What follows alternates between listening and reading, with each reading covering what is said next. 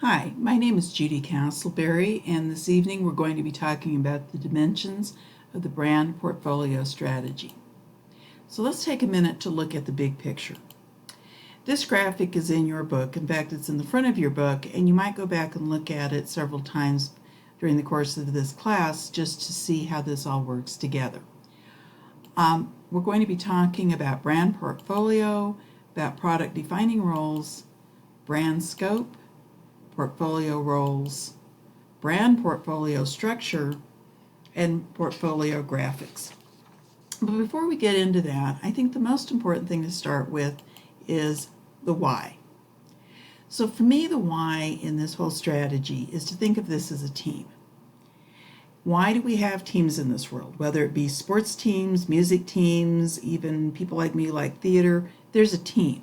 So why do you do this? Well, one is for synergy.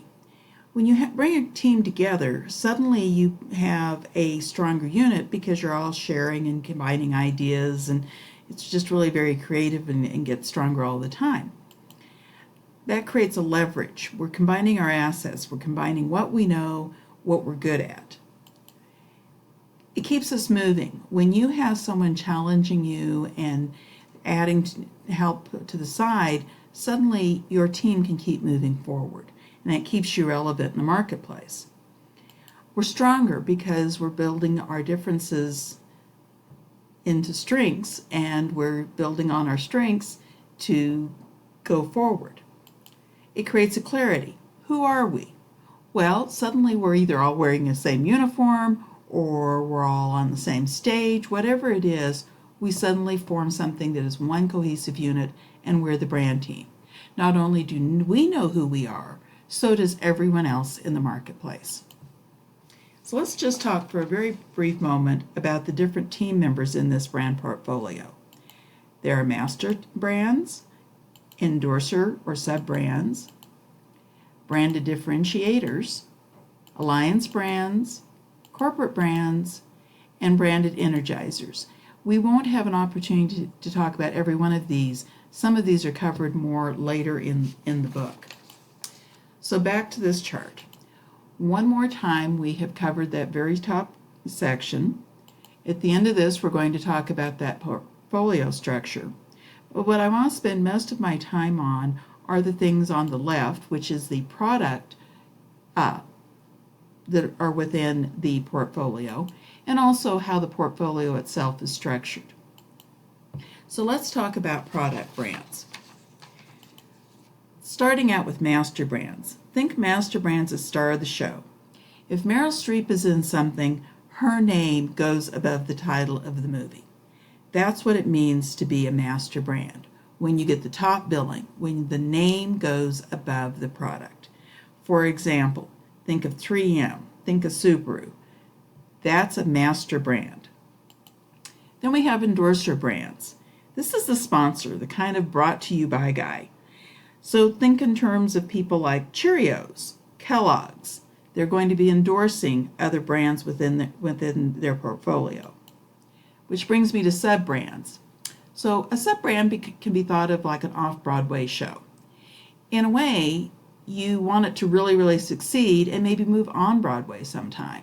Or, it might just be a really successful show off Broadway and never move to Broadway. It's still a part of your brand. It just has its own separate identity. So let's do some product brand math now. If you take a master brand and a sub-brand and add them together, suddenly you have something like the Subaru Outback. Outback by itself doesn't have huge meaning, but when you add Subaru, lots of meaning. Or you take a descriptor like Honey Nut and add it to the master brand Cheerios, you have Honey Nut Cheerios. And suddenly there's a lot of strength in that. So let's talk about more products. So this is kind of the Act 2 of product brands. You have umbrella brands. This is your chorus line. Everybody sings together, but they have special parts, whether it be the altos or the sopranos or the basses or the tenors. There's something special in what they're doing. So think in terms of Microsoft, Office Suite. We've all used Word, Excel, PowerPoint like I'm using right now, but when you pull them together, that umbrella brand of Microsoft Office Suite. Wow, isn't that a great thing to pull all together? Then we have brand differentiators. What makes us special? When you think of somebody with a red cape who flies, Superman comes in mind. That's what makes Superman special. He has a cape and he flies. For example, think in terms of those flow-through tea bags that Lipton invented a long time ago. And now when you look at a tea bag, if it has the flow-through, you know it's a Lipton. If it doesn't, it's not. Ziploc sandwich bags that had the color lock zippers. In service arena, it could be United Airlines Red Carpet Club. It could be a program like Hilton Honors. Then we have brand alliances or co-branding, which means you make friends with complementary brands. Anybody remember this little movie called Frozen and how everybody was Frozen's friend?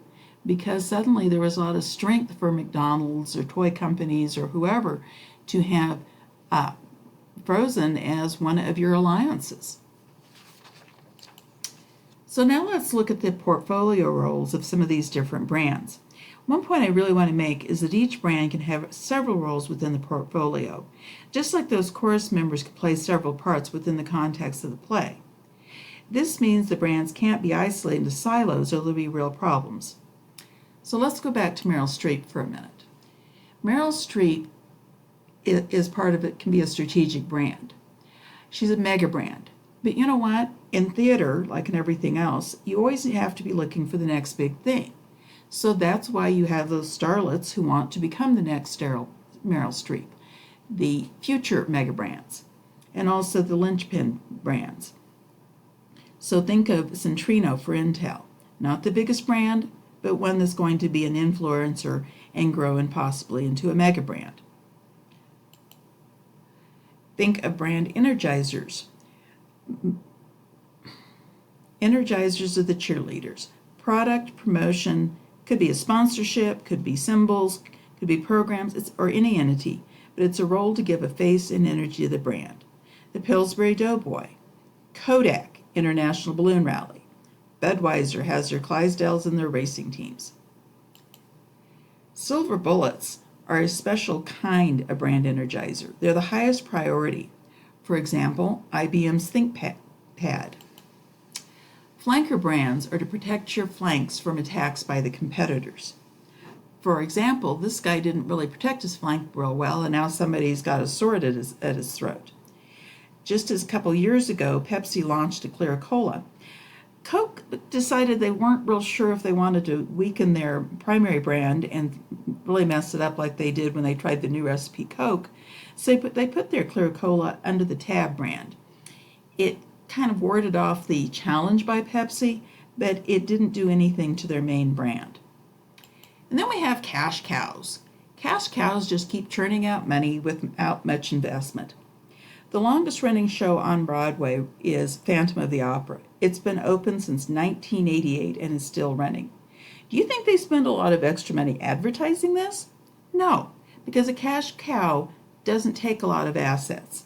For example, think of the Campbell's soup, the red and white label. You walk in a grocery store, there it is. You buy it or you don't buy it. But you don't see a huge amount of investment being put in that label. Instead, it's being put into some of their new products, like their single servings or their nicer types of soups and things along that line. So let's talk for a moment about portfolio structure. This is so that the team members will know what their job is. That's why you have to have structure on any team. Everybody can't be calling the shots all the time. So there's lots of different ways to develop your portfolio structure. You can do it by segment. Polo does this with Polo Ralph Lauren, or Ralph Lauren is for the women. It can be by design. Polo Sport is intended for a younger, more contemporary group. It can be done by the quality. Chaps is their moderately priced version. You see chaps in a lot of even like Targets and things like that. And of course by the type of product. Ralph Lauren Home, Ralph Lauren Perfume, even Ralph Lauren sunglasses. So let's talk a little bit more about the structure. It can look something like this for Toyota and be very hierarchical. Corollas and Camrys and whatever. Or it can be like McDonald's, more of a network. There's two examples in the book, and I wasn't able to get those graphics, but it's the same kind of thought process. Each of these has different strengths and weaknesses for those companies, and that's probably something we'll be examining more this semester. And finally, we're just taking a minute to look at portfolio graphics. I went back to Ralph Lauren. Look at all the different images that you see on this screen. All of those are Ralph Lauren.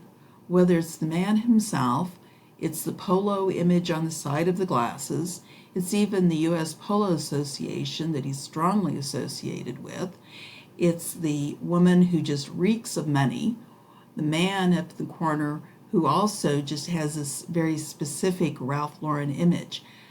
Everything that Ralph Lauren does has his image.